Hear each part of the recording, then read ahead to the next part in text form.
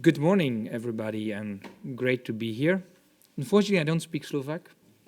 I realize it's a quite difficult language, but still you can understand here and there a few words. But anyway, you will have to do it with English for me. I don't know why this jumps automatically, but anyway. So, today I will explain a little bit two things. First of all, it's about the results of some of our tests, all these buses that we are driving in Europe.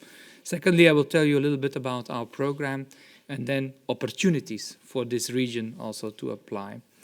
So, first a little bit about ourselves. So we are the Clean Hydrogen Joint Undertaking. We are a public-private partnership. We have this two private partners, which is Hydrogen Europe, which is the industry, 407 members, so companies. And then we have the research community, 112 research institutes or universities. And then the public partner is the European Commission. And they are, of course, extremely important for us because they give us the cash money to fund all those beautiful projects in Europe. We have received now in our new program 1.2 billion euro, which is 1 billion euro from the Horizon Europe, and then 200 additional million euros for the hydrogen valleys, which I come to that in a minute. So the Clean Hydrogen Partnership is a continuation of the Fuel Cells and Hydrogen Joint Undertaking, for those who have ever heard about that name. But so at that time, we already started to work around transport applications, energy, cross-cutting, which is about safety, and so on and so on. And we continue to do that now in the Clean Hydrogen Partnership. So we have now three main pillars. So we work on hydrogen production, on hydrogen distribution, and also at end use. There's many different kind of end use applications. I mean, in transport, heat and power, industry, and so on and so on. But also we will focus, and this is new, on hydrogen valleys, and again on cross-cutting, which is about standardization, safety, education, and so on. To realize this program, so this program will run until 2030, but the last call will be in 2027. We have 2.4 billion euro to make it happen. Jumping directly into the topic, FCVs or fuel cell buses. So what is the benefit? Why should we have a fuel cell bus? Why not a battery bus? Why not a biobus? So, well, first of all, you have a high daily range. So you can do 350 kilometers without refueling. Fantastic. So you have the operating temperature does not affect the range. You know, if it's freezing, it's okay. You have the same range, more or less. That's different with other technology. Suddenly the range is half when it's freezing, or it doesn't even start. So that's one of the big benefits, and even the heat from the fuel cell system you can use to heat up your bus inside for the compartment. Also, you have a lot of flexibility. So you can drive around, the refueling time takes only 5 to 10 minutes, it's very quick. So even if there is some road work, suddenly you can make a detour, which sometimes with other technologies might be more difficult to have such a flexibility. Also, in terms of operational, well, flexibility or capacity, I would call it. So you have 10% more capacity than, for example, the battery buses, because the last two rows are occupied by batteries. And so that means you need to buy more buses to have the same capacity. In case of a fuel cell bus, it's no need. So you have your full capacity, same as a diesel bus. Of course, the big benefit, zero tailpipe emissions. Everybody is happy with that. Only water comes out. It's pure water. There's no air pollutants, no CO2 emissions. It's pure zero tailpipe. But also, and this is very important, it will help our European competitiveness. I mean, we have a lot of OEMs already now starting to work on fuel cell buses. And I would say that this is one of our strengths in Europe. If we look globally, definitely we can say that Europe is leading in this field. But of course, it's very important that our companies in Europe get an opportunity also to sell these products, because one is having a fantastic product, but if nobody is buying it, it only remains in the showrooms or in history books. So it's very important that people like you also here in the city is buying such a fuel cell buses. And then it's scalability. So the refueling infrastructure can be very easily scaled up, but also with one refueling infrastructure, you can fill up a lot of buses. So you don't need, like for example, with other technologies, for each separate bus, a separate refueling system. So you just buy one refueling system and you can refuel all the buses. Of course, once you go to 200, 300, 1,000 buses, you can then, of course, scale up easier. Voila, this is a bit the benefits. So how did we came there? And how did we find out of all those benefits? Because we can easily, I can tell you all those benefits, but we also experienced in real projects. So we have done 8 projects already since 2010, actually 2009 already. And so we have put it in all those 8 projects around 360 buses on the road. So we can tell you we have a lot of experience. You can see, I mean, all the different buses, different projects there. There are these 8. In the beginning, it was only 10 buses each time that we put. And then with Jive 2, we put really hundreds of buses. What we also did, in addition to all those projects, we did also some studies to see how do we commercialize fuel cell buses. You can download those studies from our website. They're all there. Also, what is the strategy, for example, for joint procurement? Because maybe everybody wants to buy 5 or 10 buses to try, but if everybody is doing that by himself, it's very expensive. So, hey guys, why don't we put all together and buy 100 buses? We will get the better price, you see? And it's also better for the OEMs, because then they have a guaranteed production volume. And that's something really you should look at. And also the experience that we have in Jive by doing that, you can see in those studies also on our website. We organize these zero-emission bus conferences and so on and so on. A bit visualization of the buses that we put. So in Chic, we had 26 buses. So first UK, Italy, Switzerland, and then Norway. And then with the high velocity and high transit project, sorry, we added Benelux. So Belgium, Netherlands, Luxembourg. Then we had in the 3 Emotion, where we had also France, Denmark adding on.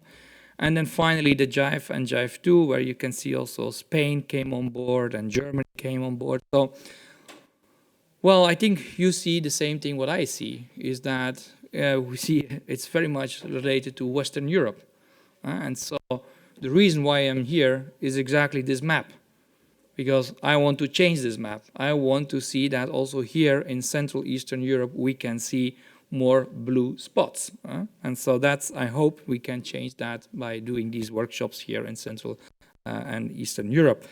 And I would like to thank the Jive Consortium, of course, to organize these workshops. It's really necessary, as you can see. A little bit details now. First of all, what is our aim? We would like to make a stable market for the OEMs and also for the operators, of course. So that's why we put it now 360 buses on the road. And from that, we foresee that from now on until 2025, more orders will come. And okay, this is a prognosis. Nobody knows for sure. I mean, if we have a couple of pandemics happening again, maybe things changes, of course. But we believe that we can go up to maybe 1,700 buses by 2025. And I just checked with Caetano, which is here today, and it looks it's going in the right direction. So also we have, as I said, already a couple of OEMs in Europe that are offering fuel cell buses. And you can see them all there. I will not name them. But there is a competition, and competition is good because this drives down the price. Okay, and then you can see here I mean, a little bit how fast we went to the 350 buses. About the prices. So when we started back in 2009, at that time a fuel cell bus was 1.8 million euro. Nobody wants to buy such an expensive bus. So that's why we came in, and that's why the European Union funded those projects. Otherwise, it would never start, you know. And so, but through all those 8 research projects that we did, we brought down the price today to around 500 to 650,000 euro. And you can see a little bit more in details there. You can see the higher price margin, the lower price margin, and the average. So you can also see that we would like to bring it down to 500,000 as soon as possible. And some orders happened already. So we're going really in the right direction. It becomes competitive with battery buses. But of course, you have these additional benefits, which is also worth something. What we know that some OEMs are offering, when you order maybe 100 buses at one go, probably you can go much lower. I mean, they told me 250,000 euro. I don't know if it's still valid that way, but at least it can be even competitive or even cheaper than, for example, a battery bus. We also need to increase market and awareness. That's why I'm here. So to make sure that you are aware of this technology. And so we have, first of all, for increasing the market, we are having a project which is called Coach High Field. This is, we are trying to now also put coaches on hydrogen, because now we talk mainly about city buses, but in coaches you have different challenges. You need luggage storage space and so on and so on. So we are now working on that. We are building 12 of them. We're doing workshops like today, these road shows here, and so on and so on. Also on awareness raising, we work with UITP. We do webinars. We have a very interesting website, which is fuelcellbuses.eu. Go there. You can learn many, many things there. We have a lot of data dissemination and so on. We have also some real data from operation that we can share. And what we can say is that from the ranges, definitely 350 kilometers can be reached. The fuel efficiency nowadays reaches 6 to 7 kilogram for 100 kilometers, so kilogram of hydrogen. We have driven 6.5 million kilometers already. 6.5 million kilometers. So it shows it works. Additionally, okay, in the beginning, yes, we have to be very honest. When we started in 2009, we had some technical issues, but now we see they are getting solved one by one. And what was also interesting is the lifetime of the fuel cell. We have now some of the buses shows a lifetime of 35,000 hours of fuel cell operation. And I have to say that in the beginning, it was 20,000, the target. And most of the OEMs, they only give a guarantee for 20,000. But we see in real life, you go to 35,000 hours. And I also now see that OEMs are actually giving guarantees for more mileage than the 20,000. But I'm sure that the OEMs will talk about that later. When we look to the hydrogen refueling station, and back in 2005, you saw that availability was 89%. Now we are at 98%, so basically it always works. And the consumption we reduced from the beginning very high, 25, now to, as I said, 6 to 8 kilogram hydrogen per 100 kilometer. On the fleet data, well, you can see all, I mean, this is the distances. Now, like as I explained, we have driven a lot of kilometers already. The financing opportunities. So in terms of the hydrogen refueling station, we have a program in Europe which called CEF, Connecting Europe Facility. So if you would like to put some hydrogen refueling stations, and maybe you can make a proposal and send it to Brussels, the next deadline is the 13th of April. Of course, you should not send a proposal for one station, and that doesn't work. So you have to combine a couple. You can combine a couple of countries together. I mean, you aggregate, and then you make a proposal of 10, 15 stations, and that works fine. And I can tell you, it will be funded. It is a good proposal. It will be funded. They are very, very easy and flexible in this. Then we started back in 2016 the Region Initiative, and this was really to boost the awareness, again, of hydrogen in Europe, and we are working with several regions on that, actually with 100 regions at that time. And that led to 3 initiatives. One was the PDA, the other one was the Hydrogen Valley Partnership of Regions, and then finally the Hydrogen Valleys itself. And the PDA, this is actually, we call it Project Development Assistance. And we know that a lot of cities, regions, they have a fantastic PowerPoint with fantastic ideas on it, but it never comes to a realization. It never comes to a first spade in the ground. So what we want to do now is to offer those cities, regions, help to bring a PowerPoint into a real project, okay? And for that we call PDA. We just launched end of last year another call for proposals. I think I know that in Slovakia, I think Jan, you submitted at least one proposal, which let's see, by the end of the week you will hear the result. So we are almost at the end of the week. So, we will, again, 15 regions in, and we focused actually on Central Eastern Europe. We will try to help to bring your PowerPoint into a real project by offering consultancy. So we pay a consultant who help you as a team to develop your plans. Then we have the European Hydrogen Valleys Partnership. And these are basically regions that have a benefit for hydrogen and fuel cells. They will create jobs. It will help them grow. And I know that the picture is maybe a little bit small, but when we look to the picture, I think there's some space for Slovakia also to participate there. It looks pretty white, actually. But what I would say, I mean, why Trnava cannot join? I think I heard yesterday from the governor here that he would like to make a hydrogen valley here. We would call it a European automotive hydrogen valley. And that would be the first in Europe, and the first European automotive hydrogen valley, because we have here a lot of automotive industry that is producing cars, etc., etc. So it would make sense. So maybe as a region, you should become member of that partnership. There's a lot of benefits if you become member, because if you become member, you have direct access to the giving input where the European money should put, on for what kind of projects. So I would definitely recommend Slovakia. When I heard it's not only Trnava, sorry for that, it's a bit difficult name for me to pronounce, but also Košice area has an interest to become a hydrogen valley. So why those two regions should not join this partnership? I can only recommend you. It doesn't cost you any money, so that's nice. So it just costs you time and maybe some traveling to Brussels now and then. But it is really worth, because you can steer where the money is put, and that's worth something. And then finally, we have the creation of hydrogen valleys, which is, I'll come to that in more detail later on.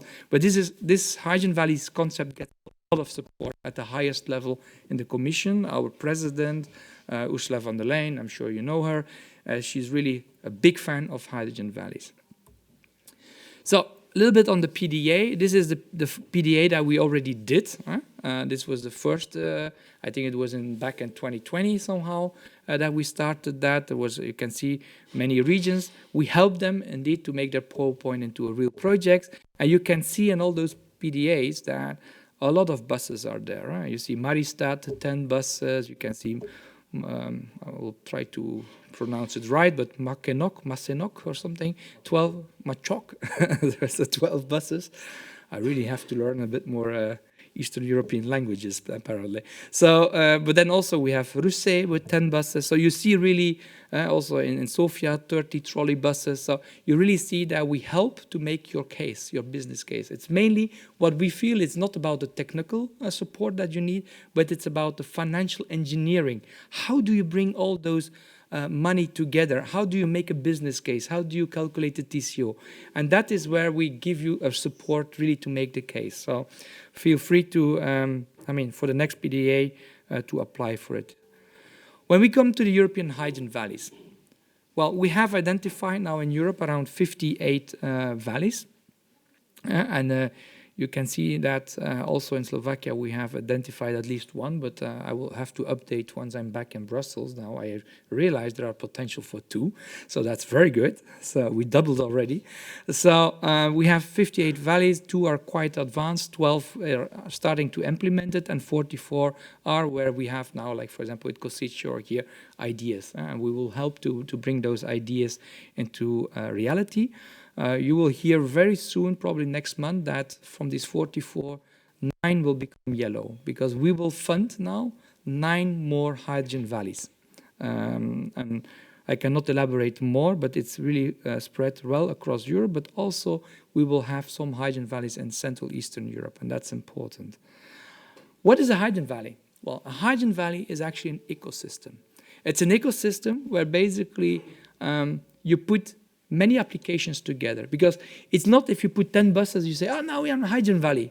No, you're not a hydrogen valley, just 10 buses that you put. No, what you need to do is you need to produce your hydrogen. So there's a production there, there's a distribution, and your hydrogen should be used in various applications. Yes, buses can be one, can be trade, can be aviation, can be also for cooling and heating of your houses, can for many, many purposes. So, and the idea is you build an ecosystem and you engage also your local people, local businesses, also your universities for knowledge and so on. So it's actually a whole system, an ecosystem that you build.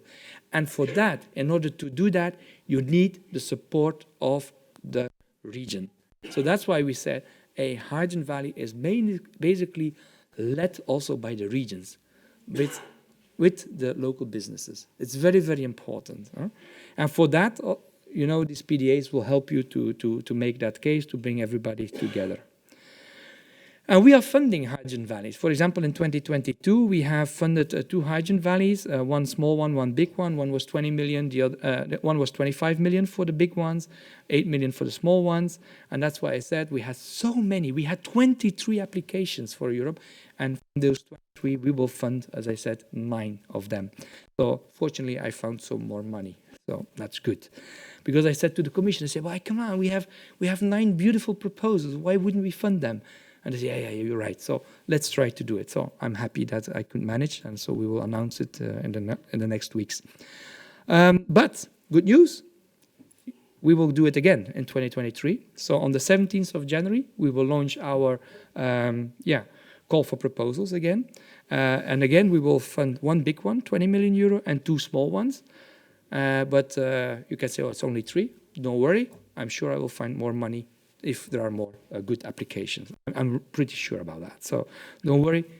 Please apply if you can. The deadline will be somewhere middle of April, middle to end of April. So really apply for it. Even though that maybe you're not completely ready in this region or in Košice region, still send something. Why? Because you will get feedback. You will get feedback, okay, there you need to improve, there you need to improve. And every year we will make a call for proposals for Hydrogen Valley. So, and there you can put in buses, but as I said, also many other things. So do not hesitate. It's not a loss of work. Huh? If you want to know more about Hydrogen Valleys, we have a big report out of there where everything is described. We have a website, h2v.eu, hydrogenvalley.eu. Go there. You can see here globally we have already 38 hydrogen valleys detected. So it's not something only unique to Europe. Huh? It was invented in Europe. I'm pretty proud on that. And now it was taken over by the US, by Japan, by Australia, because it's a good concept. It works. Huh? And that's why I can only recommend you to go for it. And with that, I would like to close. Thank you.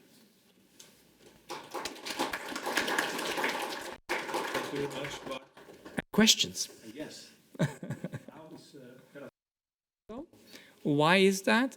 Because what is important for a hydrogen valley is to create your narrative. A narrative which is quite unique. I show you this 58 that we have identified. I can tell you, every single hydrogen valley has its own reason why they go for that. For example, North Netherlands. They stopped with the gas exploration because there's a lot of earthquakes there and the houses are collapsing. So they said, we need to do something different. And other areas, it's because there's a lot of aviation technology. Or in other areas, so here, there's a lot of automotive. And I believe that automotive needs hydrogen. I mean, some people might dream, and you hear that often on social media, etc., that everything will be batteries. Well, I can tell you it will not be. It will be always a combination. Today also we have diesel, we have gasoline, we have LPG. So we also review, why is that? Because each of those have its own advantages and also disadvantages. But that's always like that. There is not something like ideal case, you know. We try always to go to the ideal case, but every technology has pros and cons.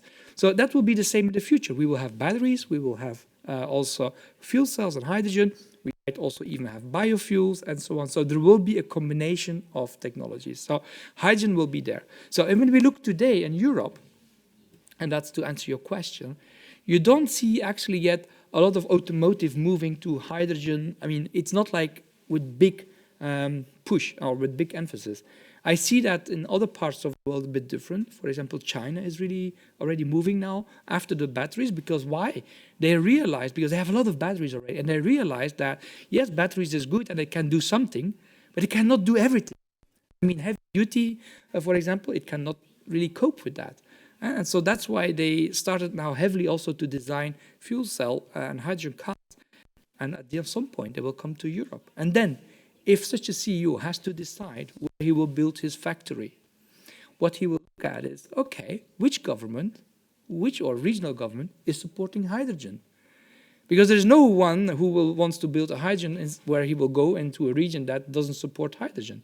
So when you have the hydrogen valley, it will attract also automotive OEMs to invest here, but also suppliers, because the supplier base for, I mean, you need to build fuel cells, you need to build tanks. they also will need to be close to the factories. So you will attract a whole new business. And I believe that in this region, if you're the first, because that's always the thing, if you're the first, you have the big opportunities. Yes, you take the risks, but also you will normally get the biggest benefit of it. If you're the last one, I mean, maybe you will not get a lot of benefit. So, and in this case, you can be the first. Of course, you need to work on this because it doesn't come automatically. I mean, the red carpet is not rolled out. I mean, you have to work for it. Only roll out for kings and queens, but not for us. I mean, we have to work for this. And if you work, you make a good business plan, I believe it can work. And then if you sell that story to Europe, you will get the money. I'm 100% sure. And I think it will shake up Europe a little bit because the first European automotive hydrogen valley, interesting. A lot of people say, what's this? What's going on over there in Slovakia? You will attract a lot of attention and a lot of people will start writing about that. So I think only also for PR and to promote your region, it would be a very good thing. Mm-hmm. Okay. First question on how do you start? Right? And I mean, I started already quite a lot of hydrogen valleys in Europe. And the way we always start is to work with local people. First of all, for example, with Jan in this case here, or with some other people, I don't mind, who are our ears and our, let's say, hands here in the area. Okay, but we work first with governments. This is number one priority. As I said before, if you want to become a hydrogen valley and the government is not embarking on that pathway, forget it, don't start. Because you need permitting, you need support for education, you need also financial support, unfortunately, but it doesn't work always without money as well. So you need to have government. So what we do is first, we work together with the government and we say, okay, let's go for that, yes. And then we do a workshop where basically the government then comes forward and say, look, we would like to establish, so that's a kind of public commitment, or I mean, commitment is maybe a big word, but at least a public statement, that's maybe the better word, a statement. They say, look, we as a government, we would like to make here a first automotive hydrogen valley. And we invite you, all the businesses and researchers, because you in the workshop, you should invite businesses and researchers. We invite you to help us to come up with a plan, okay? That's very important because what businesses often lacks is like, okay, but what does the government? Do the government support us or yes or no? I mean, we don't know. See? So a very clear statement. It doesn't mean that you need to make a statement on how much money you will contribute, but it's a statement that it's your intention. We really seriously want to do this.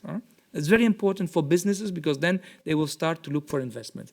And then what you do is we do a lot of workshops with some specialists. I know there are there are a few companies in Europe that are actually helping to build up a hydrogen valley by engaging with several actors trying to make the puzzle. Because it's something new.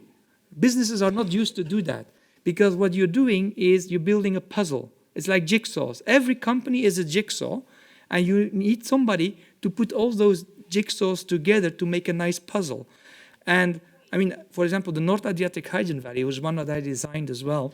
And when we had all the businesses there, we saw we had an engine. I mean, somebody was making engines, and another one was making ships and so on.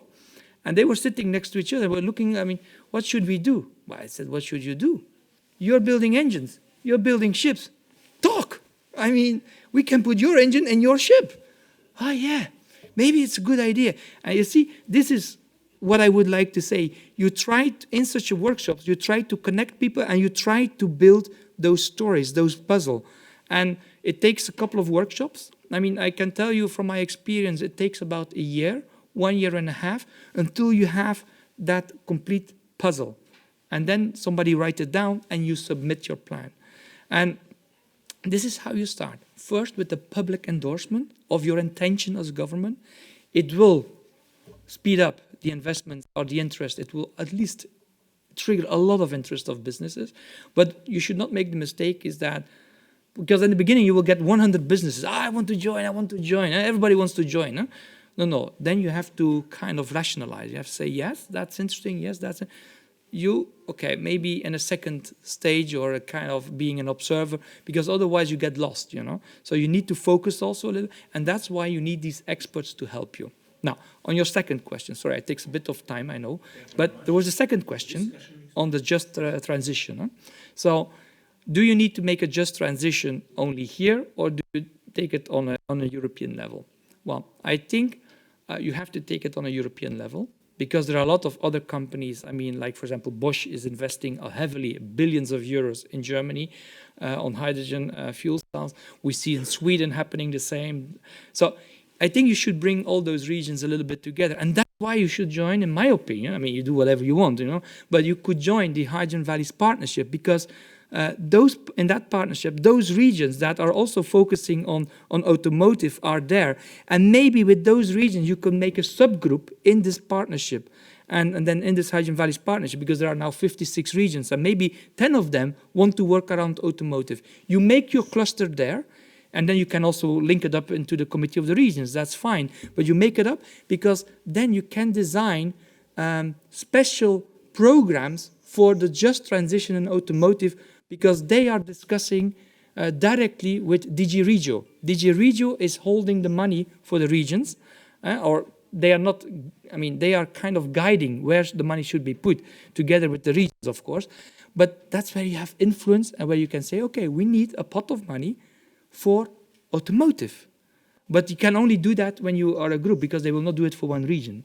See? But you can start. You can be the leader, and you can put yourself on the map. You say, hey, we're going to do this, but we're not going to do this alone. We're going to do that with our friends in other parts in Europe. And that's where you will be successful.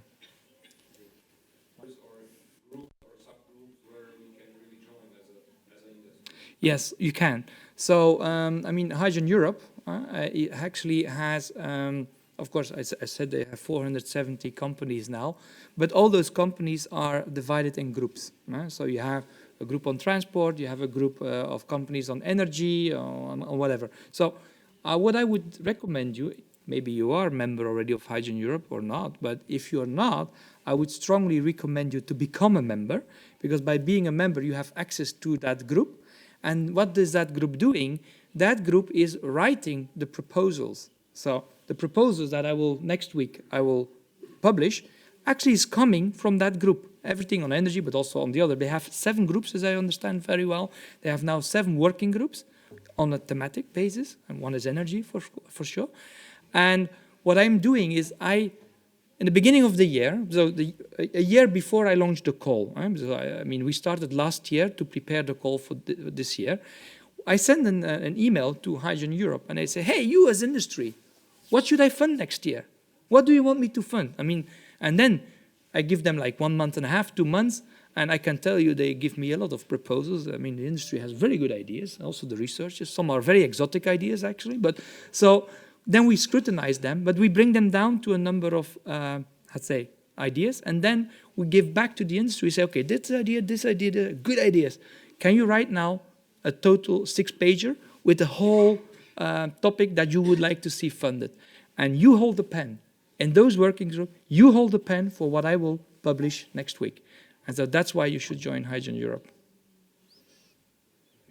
Peter, just a small comment to this.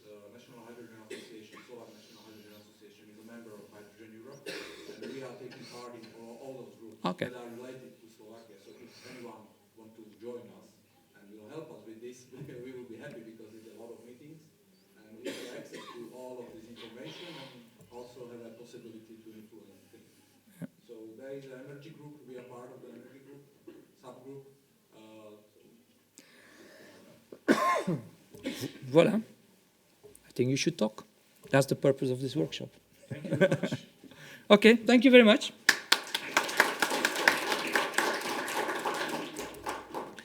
And now I would like to invite to the floor all the speakers, international speakers. Come please here and sit here, down, and we will continue with the international presentation, 10 minutes. You can see here a timer. Please be in time, and we start starting with Eva Baker. Yes. I hope so. I must change the presentation.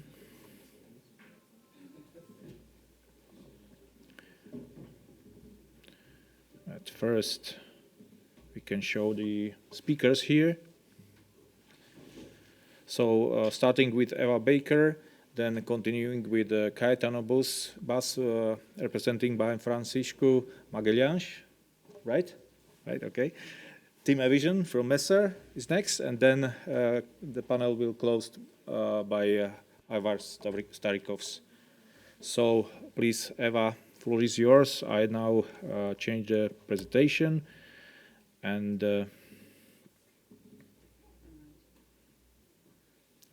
is it PDF? PDF. Yes. Mm-hmm. Right. Like this, but I need to stop it. Okay. Fantastic. Hi, everyone. Thank you very much for the introduction. So my name is Eva Baker. I work for Element Energy, which is a consultancy firm specialized in low-carbon technologies, and we are specifically specialized in the hydrogen sector. So we, for instance, have a whole team actually dedicated to funding acquisition topic for our clients on some of the funding that Bart mentioned just before. So if you have any other questions also on those activities, please don't hesitate to talk to me. And today I will be presenting the Jive 2 Merlin early results of this project, as Element Energy has been coordinating the project since its beginning. So a bit of information, but the Jive project has already been mentioned by Bart. So you can see here the map of the different cities that are part of the project, but the big aim of the project is to deploy 300 full cell buses and 18 hydrogen refueling infrastructure. So very big numbers here. And you've got also the different objectives of the project, with one of the very important objectives that have already been met around the price. So the one having a maximum price of 650k euros for Jive and 625k euros for Jive 2. And this has been met by all the partners within the project. A bit of an update of where we are at today in the project. So currently we are in a nice stage of the project where we have most of the buses that are operational, so more than 75% that are operational now.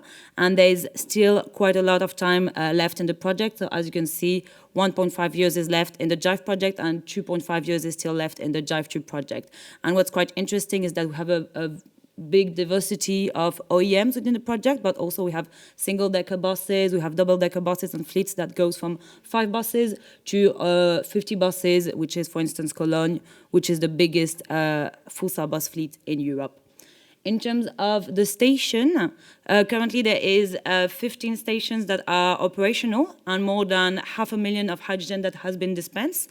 So that's also quite interesting. Currently there is 13 out of those 15 stations that are delivering green hydrogen, and the 2 that are not delivering yet green hydrogen have very recent plans to move to green hydrogen. So the aim of the project will be for all the stations to deliver green hydrogen. One last thing around the stations in the project, there is some of them, most of them, 60% that have electrolyzers on site, and the others electrolyzer off site. So there's also here a diversity on the type of stations. So the aim of today's presentation was to go in a little bit more detail in terms of the KPI of the project and how the early results are achieving or not those KPI. So we've got a first KPI around the distance travel. So here the objective in the project is to have a minimum of 100,000 kilometers per bus in 3 years for Jive 1 and 150,000 kilometers per bus in 3 years for Jive 2. You've got the equivalent also next to it per bus per month. And right now there is 6.5 million kilometers that have been driven, and this was as of June 2022. There is more and more buses that have entered in operation since, so it should be now a much higher number. And obviously you can see that the cumulative distance driven has very highly increased, especially in the last year. And what's pretty interesting is that this KPI is expected to be met, as there is still like 1.5 to 2.5 years left in the project, and some of the buses recently entered in operation. You can see also here on the other graph the best bus per site, and we can see already that 5 of the sites are already outperforming the objective, and the other ones are very close. So that's good news and really proves that the buses are performing as expected. I think this is one of the most interesting conclusions we have from the early results is around fuel consumption. It was mentioned also about Bart. So we've got the initial objective in the project to have a consumption of a bus of lower than 9 kilograms per 100 kilometers for standard buses and lower than 14 kilograms per 100 kilometers for articulated buses. And currently in the project, the average is around 7 to 8 kilograms of hydrogen per 100 kilometers and 9 kilograms per 100 kilometers for the 18 meters. So clearly here the buses are outperforming the objectives. So that's very nice. And you can see, and this is what we're going to be showing throughout the whole presentation, the comparison between the Jive and Jive 2 project in green with the previous version of Full Cell Bus project. So for example, the CUTE project that took place 20 years ago, that was only a few buses. Now, obviously, the Jive project is hundreds of buses, and you can see here a real decrease and, a much better fuel efficiency than for previous project. Finally, there have been some numbers as low as 6.5 kilograms per 100 kilometers for some of the fleets that have been achieved. And it is expecting, moreover, for this number to get better, as by experience, once the tipping issues are passed, the consumption values get better. So it would be interesting to follow up on that topic, obviously. In terms of availability, currently the target is to meet 90% of availability for the bus fleet. Right now, the average availability across all Jive sites is of approximately 85% in Q2 2022, because, as mentioned, some of the buses has just entered in operation, has faced some teething issues where the lower availability can be faced. So this is also expected to increase and to be met in the upcoming period. But what can already be noted is that, for example, in the red spot, you can see that some of the fleets already achieved 99% of availabilities. And all buses from all manufacturers have already proven their capability to surpass the 90% target at some point in the reporting period. In terms of KPIs for the stations, this needs to be put more into context as we have been able to gather less data in the station side than in the bus side of things. But what can already be mentioned is so the availability of station, the aim of the project is to have more than 98% of availability, going to 99%. So we've been able to study 7 sites. And on the project to date, we can see that the current quarter, that is Q2 2022, compared to the project to date, there is a very positive trend of the availability increasing quite a lot. And this was because there have been some issues faced by the station at the end of 2021, and now they have been solved. So the project, once again, is expected here to meet the KPI. And you can see here that there is this positive trend. 2 last KPI around the station side of thing. So there is the speed of refueling. So there is, from the early data that have been gathered, some improvements still to be made. Once again, here it's ongoing analysis, but you can see here the refueling speed of different sites that have obviously here been anonymized. So there is still a lot of room for improvement, and you got here quite some of the reasons that explains the upcoming room for improvement. So first, as mentioned, there is some teething issues that are expected to be solved in the upcoming period. The data is early. There have been some issues between the HOS and bus communication. There is some different method utilized by the operators, and some sites, for instance, have actually chosen some lower refueling time. So we have one site that have went for overnight refueling, where here the lower speed is intentional rather than an issue. And something that has been noticed also is the modification in the tank type that has been had an impact because it needed some pre-cooling, and this wasn't expected at the beginning of the project. But yeah, this is dealt by the project and is also expected to improve in the upcoming period. Finally, an interesting KPI, that is the amount of hydrogen dispensed. So there is this objective within the project to have more than 4,500 kilograms per bus per year. So as you can see, once again, as for the buses, the quantity of kilogram of hydrogen of kilogram that has been delivered has increased a lot, particularly in the last year. And so this KPI is expected to be met because there is still 1.5 to 2.5 years left in the project. What's really interesting is that one of the reasons that this KPI is not yet met is because the bus are doing so good in terms of fuel economies that at the end of the day, the station don't need to deliver that much hydrogen than expected. So that's kind of a good news that currently they are not meeting this target. So yeah, it shouldn't be assumed that the stations are not capable, but it's more of a matter that the buses are not needing that much hydrogen than expected because they are very fuel efficient, as I've talked about before. A bit of a summary on the different KPIs. So as you can see, most of them are expected to be met. There is some of them still where we still need ongoing analysis, but the first conclusion is that the drive and drive-through buses have the potential to outperform the project from the past. And also what's quite interesting is that it has been noted within the project that the teething period are much less than for previous projects and sometimes in existence for some sites. So that's really interesting in terms of day-to-day operation. As last slides, it was briefly mentioned by Bart also, we obviously have a lot of interesting inputs and reports from the project. So one of, I think, which is the most interesting one is the best practice report. So it's 100-page document with all the learnings from the project. So we divided in different stages that you can see here on the slide. It's available on the website. And for anyone that will want to put in place a project linked to full-star buses, I would definitely recommend to go through this report because there's all the learning from the project. We've got some instance here, some of the learnings of the project. So the importance, for instance, to be part of a broad energy system, to have the right people in the project, and to be able to communicate on the project expectations. Ooh, sorry. One thing about like what's next in the project, obviously we will have the last buses and HOS entering into operation. We will have more data that we'll be able to gather and more analysis with some exciting upcoming analysis around the TCO of the project buses. Some dissemination and communication activity, and some post-JIVE full-star bus sector. So for instance, this roadshow is part of those activities. So you can see here some very nice picture from the other national workshops. And the aim is to have a second and third roadshow in all the parts of Eastern Europe to stimulate the market.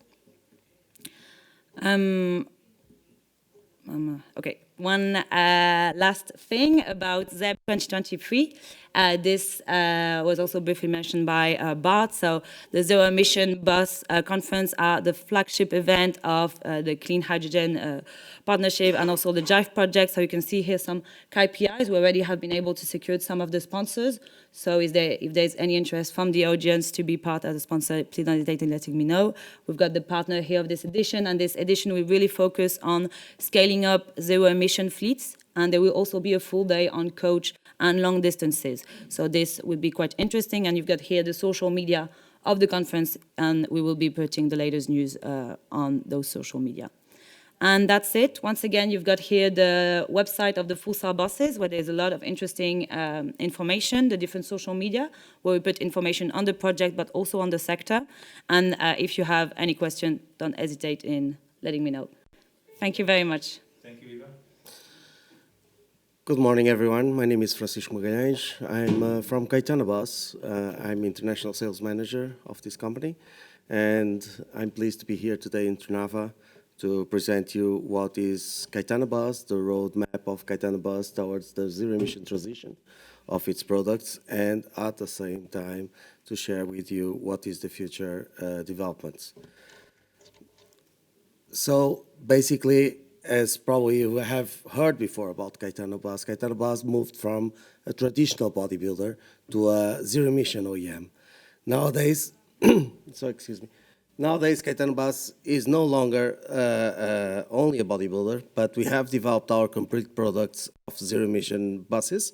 We have started first with our battery bus, but we have also developed our fuel cell bus.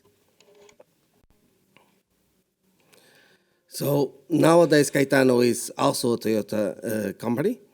As you can see, the main shareholders of KGaA are Mitsui, a Japanese investment company, and also Toyota KGaA Portugal, which by itself it's shareholded by the family Salvador KGaA and for Toyota Motor Europe.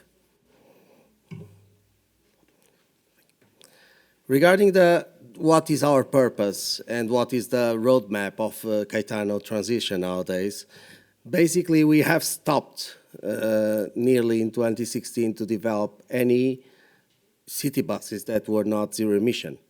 Clearly, we have decided in 2016 that all products that will be developing for city buses operation would be only battery bus or fuel cell bus.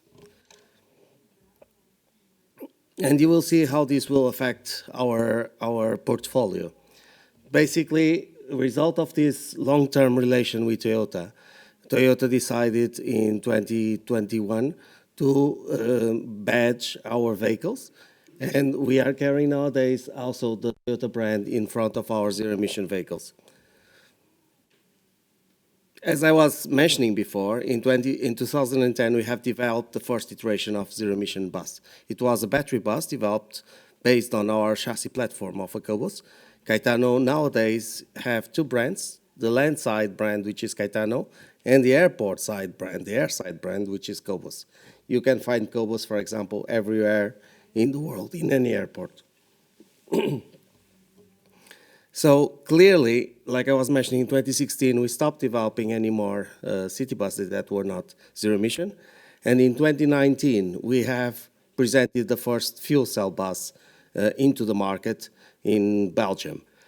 And the future, as you will see, from 2021 to 2025, we expect to have a complete portfolio of fuel cell buses and zero emission buses to present to the market.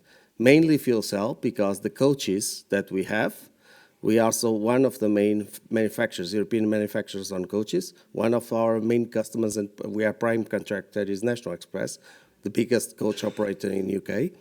And we will be developing the coaches by 2025 and 2026 to have it available for the market for fuel cell. So here you can see more or less what is our footprint already in the world regarding the zero emission. You will find interesting that you see that we have our presence already in North America, in Europe, naturally, and we have also presence in China with our Cobus. And at the same time, you can see in blue lines partnerships that we are in progress with other manufacturers. Basically, we are providing our chassis to other manufacturers in Brazil, for example, to develop a battery bus. And at the same time, we have supplied the first hydrogen bus to Australia. Here, where it comes to our footprint regarding numbers of fuel cell units operating already in Europe, you can see that we have over 70 units fuel cell operating from Caetano in Europe. These numbers will naturally increase this year. And for example, we have 17 more units for German area, and we have also in Spain, we expect to have at least 15 more units already this year in Spain. So this is a growing numbers, and also in other regions outside Europe, you can see that we have 2 units in Saudi Arabia, and another unit, like I mentioned before, in Australia.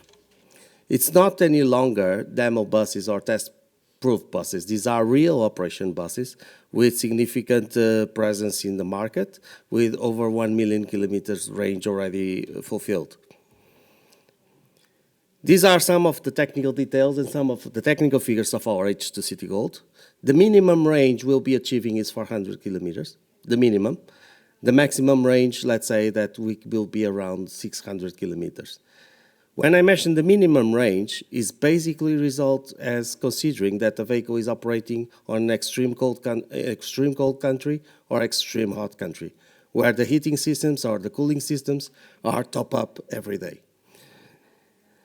Also, the bus is fitted with 4 tanks of hydrogen type 4 from Hexagon, and with a total capacity of 37.5 kilos of hydrogen capacity, and with a pack of 3 batteries, LTO type, at the front with 44 kilowatt batteries. But the stack is a Toyota stack, generation 1 Toyota stack of 60 kilowatts. And one of the main features when we compare battery buses with hydrogen buses, the hydrogen bus is the one that is having its operation closer to what is the nowadays normal operation with gas and diesel regarding the refueling time. You can imagine the impact for an operator that must have a complete fleet of vehicles being charged at the same time, taking 3 to 4 hours, in comparison with an hydrogen bus that, like Bart was mentioning, can use the same filling station and make like a milk run process of refilling that will take, in best chances, less than 10 minutes. It's important that the infrastructure, let's say the filling station, is prepared also with the infrared system, exactly to speed up the process and control the filling process. Here you have more or less the concept of the flow of how it works, the hydrogen bus. It's a pure fuel cell stack, fuel cell bus. It's not a range extender, so basically the stack is generating all the energy that is consumed by the bus. We have a pack of batteries that are used as storage of energy that is not used by the power module to transfer for traction of the bus. And the regenerative braking system that will regenerate energy will basically send this energy also for the batteries that will help the bus to save a lot of fuel consumption. This is the architecture for you to have an idea about what is the design of the bus.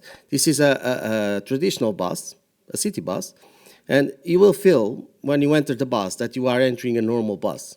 You don't have any special features. It was interesting to see Bart in his presentation mentioning that you lose seats and capacity when you move to zero emission. In this case, you don't lose. In fact, you get exactly the same capacity and even more modularity inside the vehicle and allowing a better passenger flow, exactly because we are separating the complete system of high voltage systems and fuel cell system from the passenger area.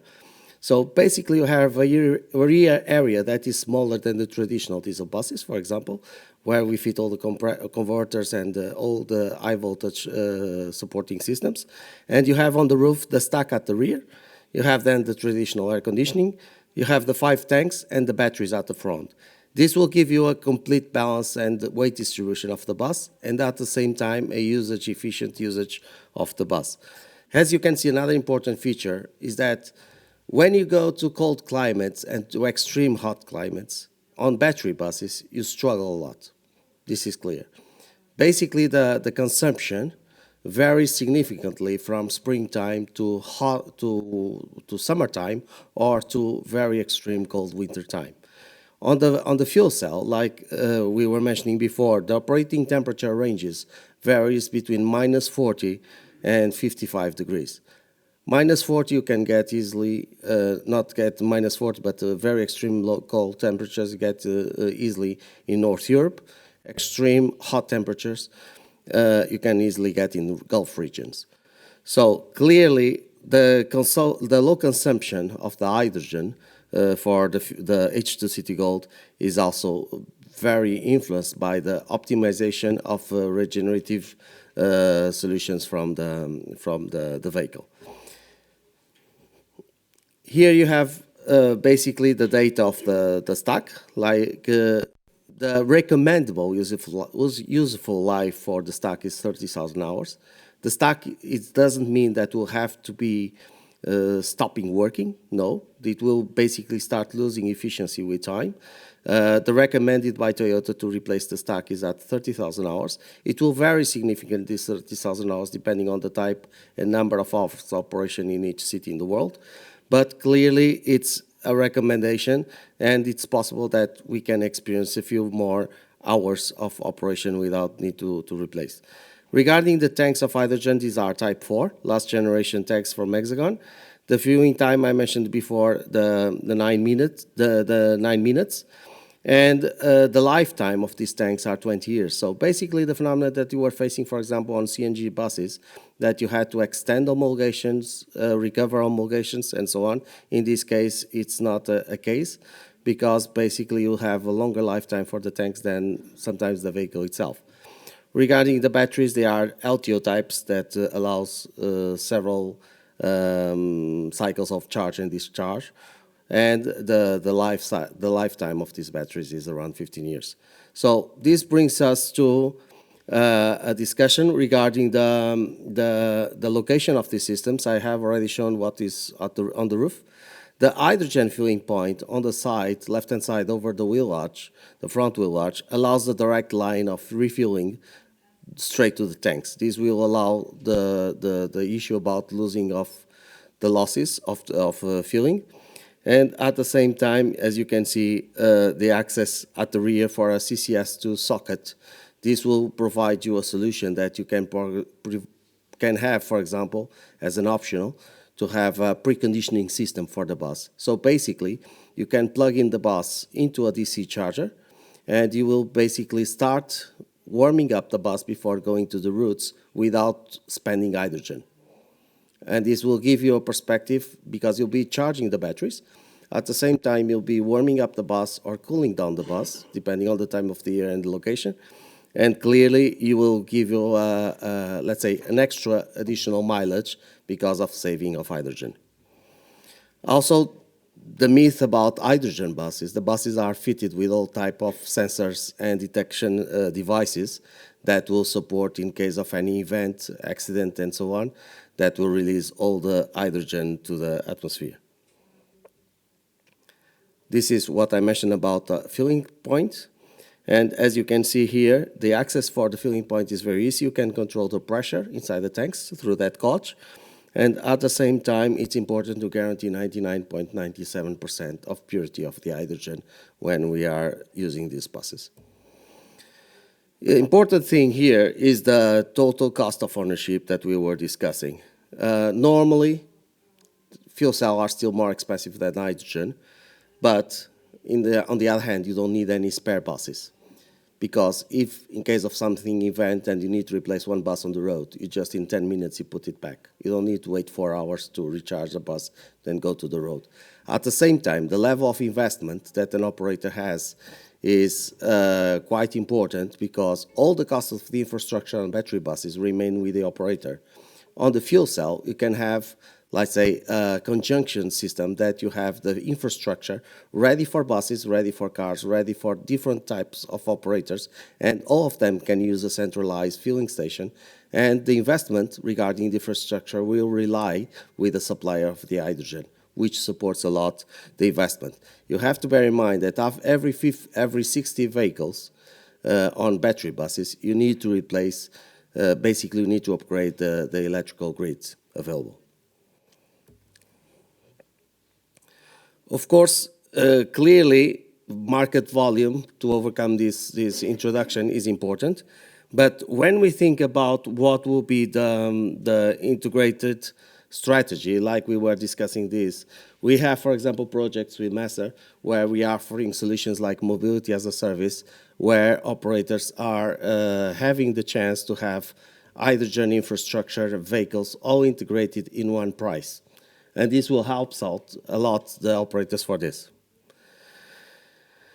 Clearly, I'm not saying that the fuel cell will basically replace the EV, but when we think about long-range operation coaches, it will basically depend on that. And clearly, we cannot have vehicles that have a range of 600 kilometers being operated without being on fuel cell. The reason for this is that if we have electrical battery coaches, or we carry passengers, or we carry batteries, or we have the expected range. We cannot combine together. With a fuel cell, this is possible, yes. So bringing you, again, the infrastructure I have already spoken about, and give you a perspective what will be the demand in the art of an operator for EV battery and the fuel cell. As you can see on the side, like Bart was mentioning, we just need a filling point to flow to refuel all the buses. But if we look to electrical battery buses, basically they have a dedicated charger for 4 hours that is demanding electrical grid from the electrical power from the grid, and clearly having all that space required. Some of the depots don't have this kind of space availability, for example, in UK. So, give you just a perspective about the planning. So, in 2025, we'll be basically launching already the coaches and having it available.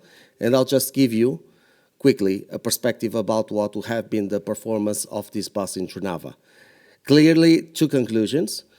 This is the result of 2 days of operation. So, the sample is quite short, and naturally, the consumption will be, let's say, smaller. or lower than the one that is presented here. So the bus has been consuming like 9.5 kilos per 100 kilometers. And there is another important result. The driver was driving this bus mostly probably like he was used to drive any bus. This is another training that is required for buses, for the drivers, because basically, easily, with some proper training, the driver will take 2 kilos at least to this consumption, including even cold temperatures. And this is a resume, as you see here, about the route that the bus has been done, and also the consumption that was the speed and the time that was operation. Basically, you see that the bus started operating around 4 a.m.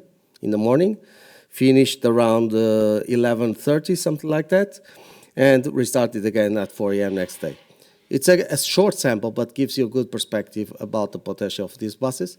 And of course, it's important to bear in mind that training is really important to guarantee the operation. You do not operate this bus, fuel cell bus, like a traditional bus. And some comparisons with other countries, in Spain, in France, in Portugal. And here you can see the speed affecting the consumption also, and Germany. Thank you very much.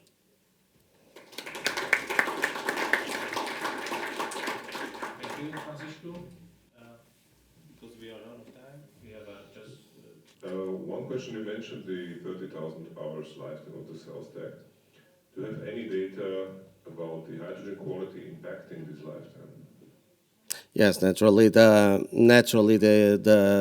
hydrogen quality, if the purity is not achieved, the stack will be affected, and it will. Otherwise, Sorry. if there was better hydrogen quality, Basically, that's the minimum requirement to guarantee the correct operation of the hydrogen. The better the hydrogen, it will not have a direct impact on improving the lifetime of the stack. But clearly, if we have, let's say, not complying with the purity, it will be the opposite. It will damage the stack.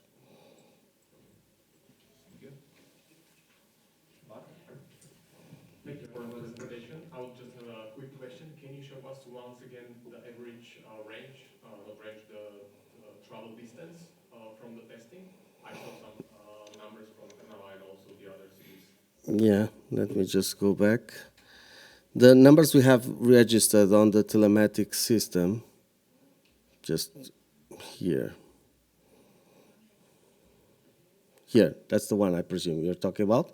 So basically, the distance that was driven was around 410 kilometers, roughly. And that was a day or altogether? No, 2 days. In 2 days? In 2 days. Okay, thank you very much. Because this started, as you can see here, I have collected the data from midnight on the 10th and finished it at the 24 o'clock on the 12th, basically last night. Thank you. You're welcome.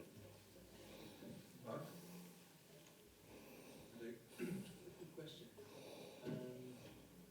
On the battery, on the fuel cell, what is now the guarantee price? Is it 30,000 that you mean? Because there is difference between what it can and what it Yes. The guarantee for the stack one is still 15,000 hours. The guarantee, or the guarantee, the warranty is still 15,000 hours. The lifetime design is or recommended to replacement is 30,000 hours. No.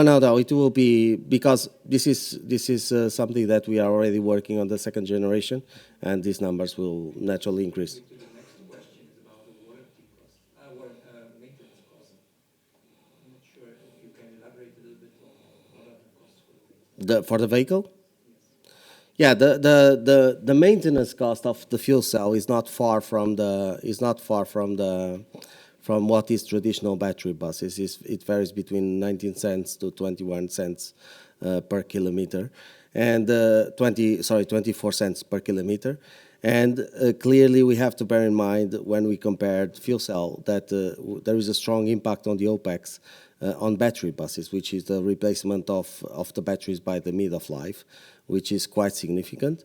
And on the opposite, the impact of the fuel stack is quite, it's much lower than the impact of the batteries on battery bus. Thank you. We'll discuss the results. Now one. also. The 409 kilometer here in Trofana, was that with one refuel or was it two refuels? There was some refuelings in between, but basically for reasons regarding the testing, also the refueling station and also the pressure available on the refueling station, as far as I know. Yes, the last question.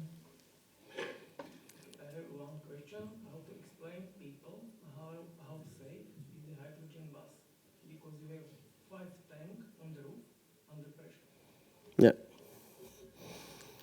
I'll just try to go back a little bit.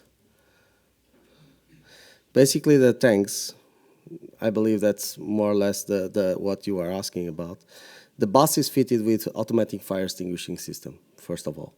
On the other hand, clearly the tanks are all fitted with hydrogen leak sensors and shock sensors. So basically, every time there is some kind of impact or some kind of incident, for example, the driver not paying attention and driving under the low bridge, any kind of contact with a tree branch or something, it will basically release, the shock sensors will detect and then release the hydrogen to the atmosphere. And everything is fitted on the roof. Basically, this is fitted close to the tanks. You see the arrows here, and what is fitted, the shock sensors and the leak sensors, both for the stock and also for the tanks, for the hydrogen tanks. So basically, to guarantee that any kind of any event, this is the procedure. Okay? I'm sure you have a lot of questions to Francisco, so you can talk with him after the workshop. Thank you very much.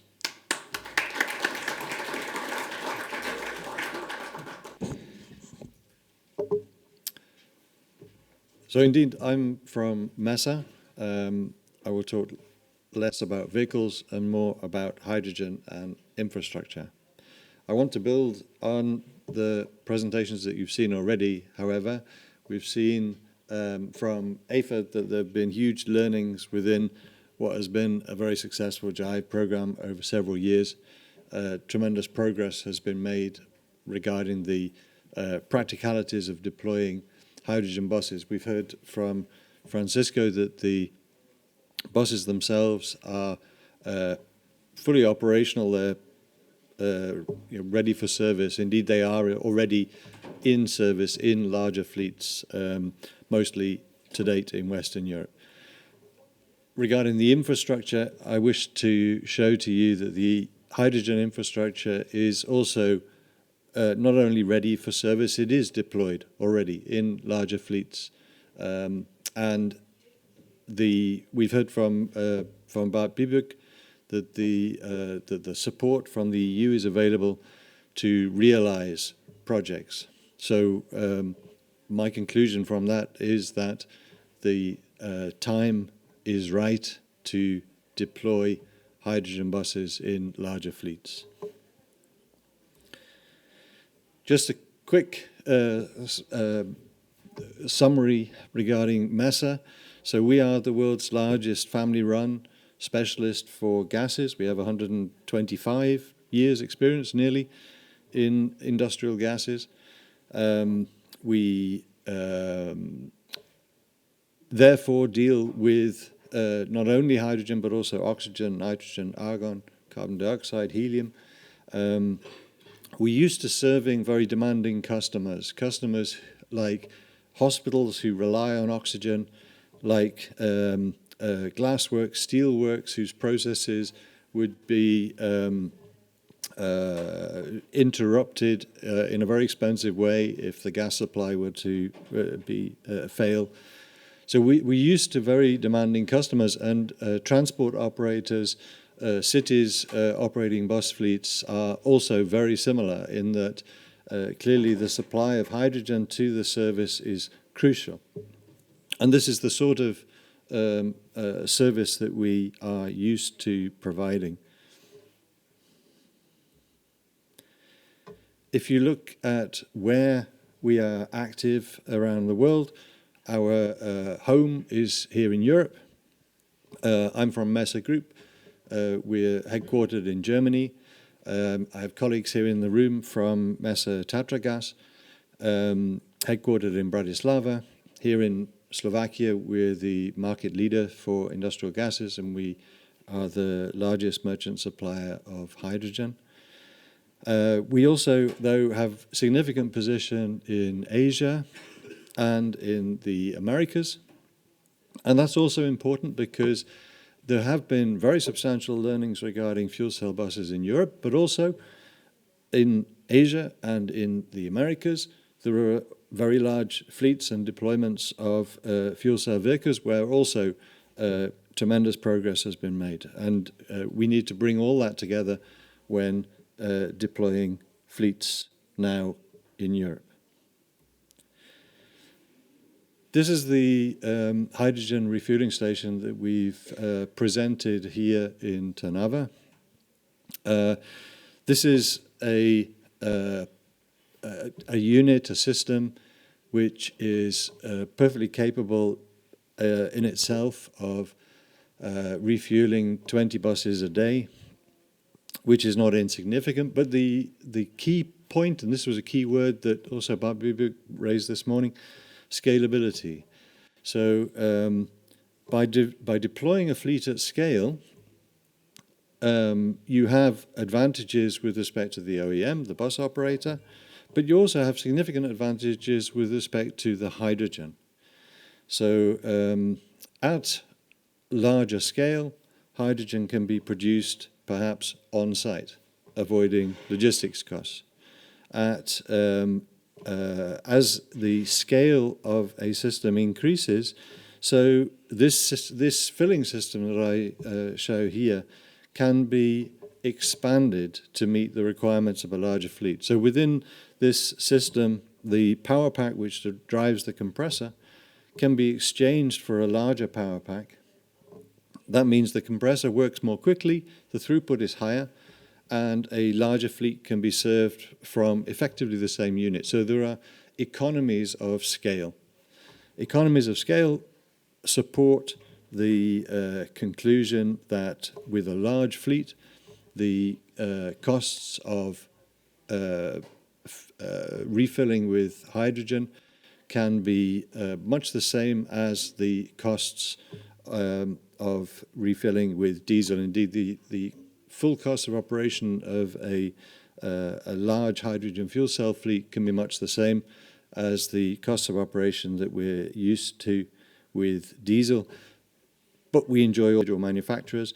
The configuration of the tanks and the piping within the vehicles is different from manufacturer to manufacturer. And optimizing the fueling process requires knowledge of that, which is why the IR connection that was mentioned by Francisco is very important. When optimizing the fueling, then indeed the fueling time can be well under 10 minutes. So indeed, we've shown in a test 18 months ago that we were able to fill a sequence of 30 buses back to back in an average refueling time of 6.5 minutes. These results were presented at a global conference a year ago.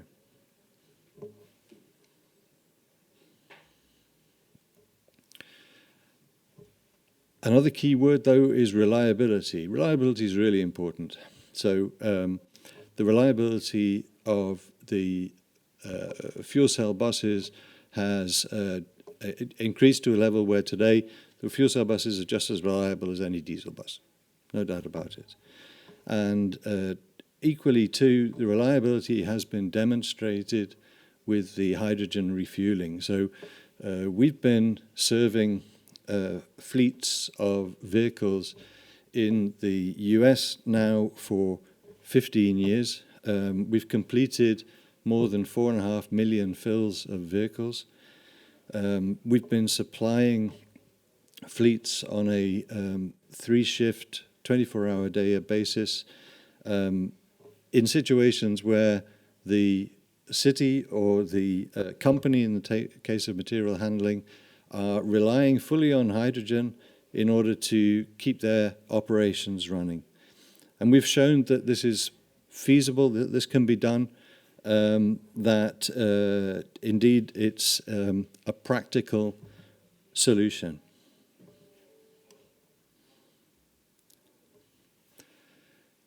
The deployment of hydrogen buses looks the same. It looks the same as the deployment of diesel buses.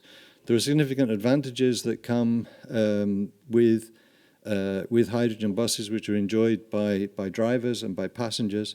For the operator, it's the same operating a fleet of fuel cell buses as indeed with diesel. The refueling times mean that within the same footprint, a site can switch from diesel to hydrogen with no problem.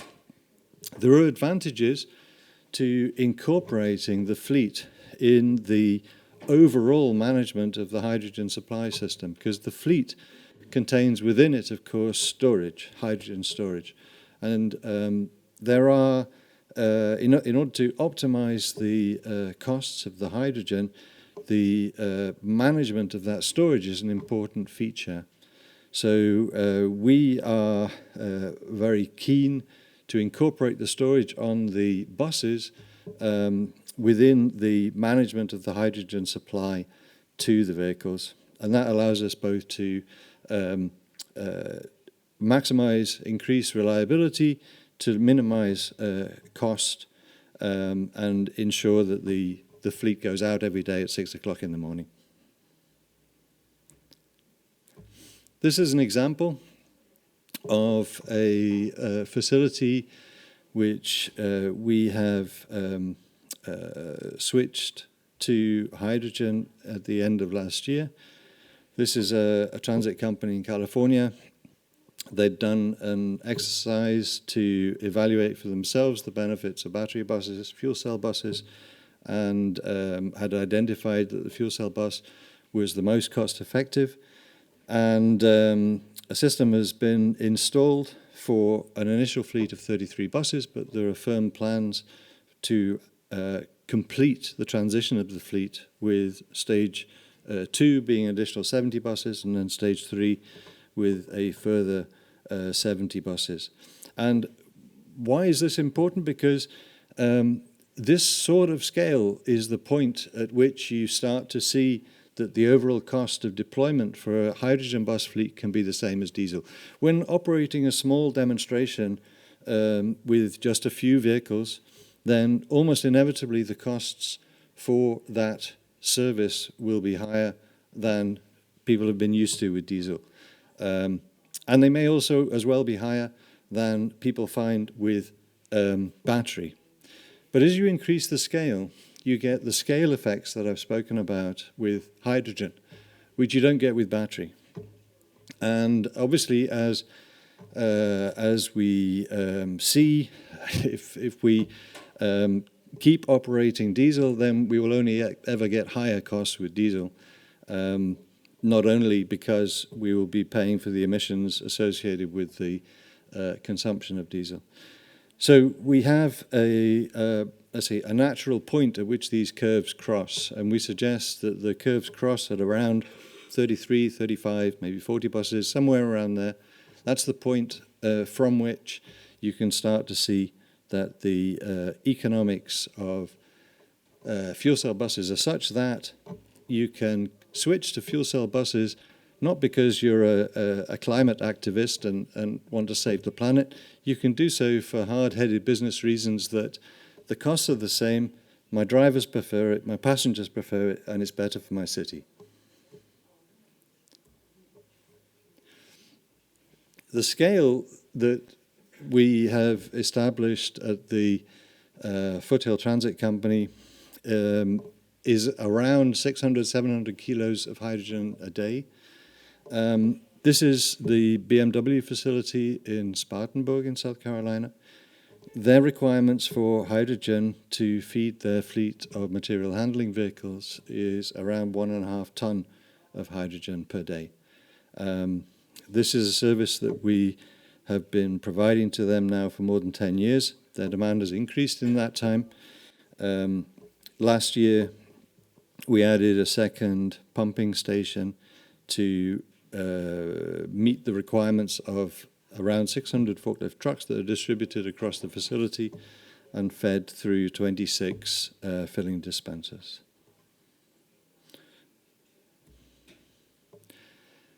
So, scale is important. Renewable is also, of course, important. What we're seeing in California is that more and more of the transit operators are identifying that they have an advantage with fuel cell buses.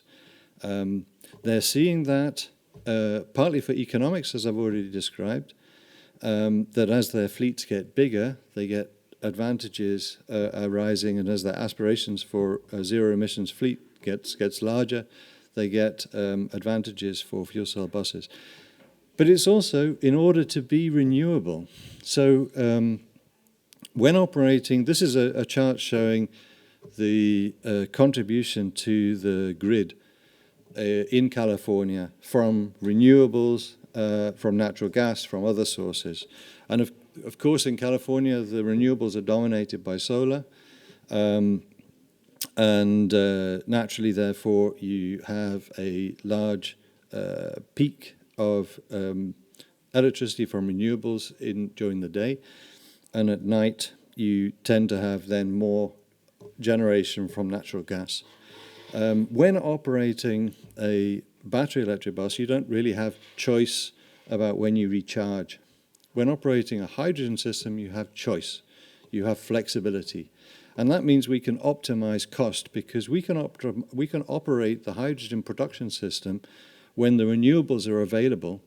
We can therefore use renewable power, which is cheap, and we can avoid the use of grey power, which is tendentially more expensive. When we put all these things together, we come to the concept which Francisco has also mentioned, namely the passenger transport as a service or the one-stop shop. This is a concept where we are prepared to stand behind the whole package of technology and service that we provide in terms of a bus fleet, hydrogen production, hydrogen storage and filling, and also the financing of that operation, and to provide this package to an operator on a per kilometer basis, enabling perhaps the advantages of scale to be achieved more quickly. So just in summary, the statement from the beginning, namely that the time for deployment of fuel cell buses at scale is now. It's possible, it can be done, and I think in Eastern Europe we can do it. Thank you. Thank you. Some question to team? No? Maybe after? There is one question. Okay. Come back, please. What is the average selling price now for hydrogen? Yeah, okay. So the market for hydrogen today, of course, is dominated by grey hydrogen. And grey hydrogen comes from natural gas, and natural gas is 10 times more expensive, or has been until very recently, 10 times more expensive than it was 2 years ago. So almost inevitably, hydrogen prices have been higher. The fact is, though, that the cost of renewable energy has been falling in recent decades. Yeah? And in 2021, for the first time, renewable energy, that's solar and onshore wind, they both became the cheapest sources of power. And that's why you're seeing an acceleration in investment in renewables in not only Europe, but also in China, in the US, because if you're going to invest in power generation, the most economic route is through renewables. And with the production of renewable hydrogen, you have the opportunity directly to take advantage of that. So we are developing projects now in Germany, in Spain, in the Americas, where the production of renewable hydrogen directly from renewables will allow for costs for the complete operation of a bus fleet, which, as I say, are equivalent to diesel. That's what we can do. And that really comes from the benefit of the low costs of renewables. Thank you. I have a privilege and disadvantage. I'm the last one. Most of the things were said. So therefore, be prepared for voting, because there is voting machine. But anyway, I would like to be as short as possible because most of the messages was already given. Maybe just to summarize everything, because every presentation has a very good points, what makes a sense at the end why we are here. Yes, because first, as Bart started, basically, yes, I'm coming from industry. I'm the board member, so I'm presenting quite big family of industry members. But in their family is very significant role for national hydrogen associations. And I would say, yes, it makes sense to deal with Brussels, but first of all, please work with local guys, because they are our ambassadors here. They are the ones who knows the ways how to talk with Bart, how to talk with Commission. Therefore, that would be the maybe first highlight, what absolutely makes sense, because we have a package, more than 1,000 R&D projects, demonstration projects already demonstrated somewhere. As you see also with Jive, 300 buses on the roads. Okay, today it's a situation even around 600 buses. So the quantities are huge. The lessons has been learned. We had passed through a lot of painful lessons, the good decisions, bad decisions, but anyway, all this history and track records, they are collected. You can just read, you can ask the questions. So therefore, that would be maybe the first thing. I will not touch that because you have shown this nice diagram. But what it makes sense in case of hydrogen, the sectoral integration, the different segments, how can work together. And this is the key, maybe just a reminder, nice diagram, but all this as a valley or value chain. This is weird today. We are talking about different things, value chain, hydrogen valleys, whatever. At the end, there is a very simple question. Can Ternava city benefit from that? And I would say that would be, in my opinion, that would be priority for me to give a couple of samples where I would like to lead you, and then afterwards give a privilege to Jan to announce some good things. But there is a lessons learned. R&D has been done. Europe is supporting especially R&D. So we are in good position. We are in good shape. Now it's time to make it in market rollouts. Reasonable to mention, but I found this report that was done 2 years ago by Commission. And Commission is clearly saying Slovakia can be self-sustainable from energy point of view. This means basically one thing is your energy balance and what you are consuming, but you can export almost the same quantity of energy abroad.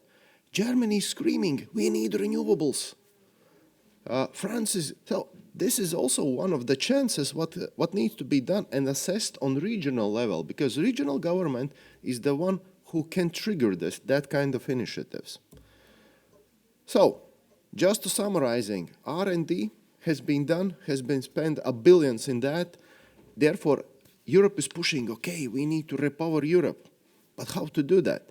And the combination of the past projects, today's policies, and then imagination of you as doers, that would be the key. Basically, we should figure it out how to combine different money sources.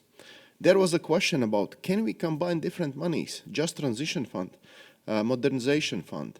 Yes. Answer is yes, you can blend them. You can blend The key answer is you cannot finance one activity from two sources, but activity means refueling station is activity 1, renewable generation activity 2, hydrogen production activity 3, bus fleet activity 4. Just a smart Lego game, and you can have a project, value chain, which can be funded from different sources and combined, so to speak, to benefit. Therefore, where are those sources? We are laughing that there is a lot of kingdoms in the Brussels, different DGs, general directorates. It's like a jungle. Therefore, please do not hesitate. Come over to us. We would like to help you, to guide you through those jungles. But the point is, Horizon Europe, Connecting Europe Facilities, ERDF funds, Innovation Fund, Just Transition Fund, Modernization. There is a lot of money which can be available for regions. Yes, of course, region, as Bart mentioned, region need to be one who will come up with announcement, but with right announcement, not promise exactly, I will allocate 100 buses. No, you need to give push for local industry to come up around the table. So this is the point, just to initiate, because then you can attract local utility companies and say, hey guys, okay, you can have a direct power purchase agreement with local Messer or maybe Orlen guys. They will produce hydrogen. They will deploy a refueling station, and then public transport operate at the end. He will have this benefit, as Francisco explained, based on kilometer cost. Removing from you the financial obligations of, because this is the point. Yes, fuel cell bus is double expensive as diesel. How to finance that? There is another answer. There is also European Investment Bank, which is very keen to support you with the money. Just different stages, different sizes of the projects where you can go for different support. And what we are encouraging you, there is no stupid questions. Sometimes there is stupid answers, but that would be ridiculous not to use those opportunities. And the beauty of today is the one thing, yes, of course, regions and cities, I would say today are like not the kings, but close to them. Governments sometimes lacking this support and explanation. Therefore, do not hesitate. Come over. Let's combine all that, what can be reasonable to use. We would like to help you to steer through those jungles, because Horizon Europe, different joint undertakings and all that. But the most important message, that there is a money which can be used for your projects to find the benefits here. And finally, I would like to end, where is the key? Because business as usual do not works. Up till today was quite strong industry, sales of the buses, refueling stations, classical way. It doesn't work anymore. Basically, we have a need for new business models.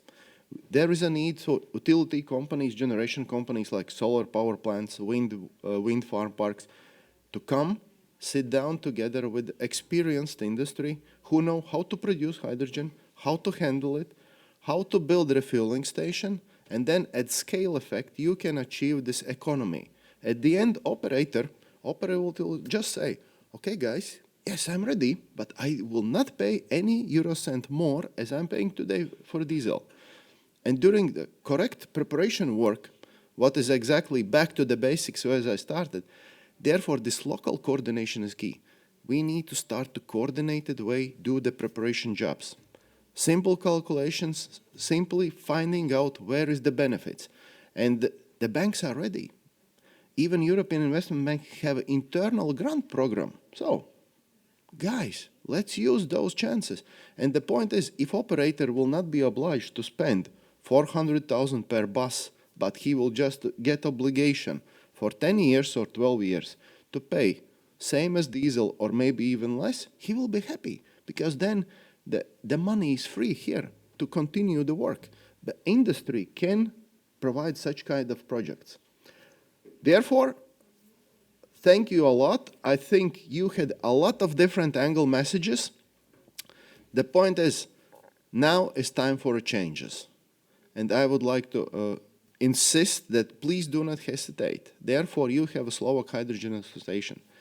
They are very well linked with us, with the industry, with the Brussels bubble and the financial world. So we would like to help you to find a way how to finance the different value chains and how to make it financially viable.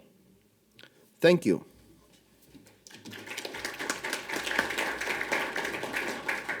Thank you very much.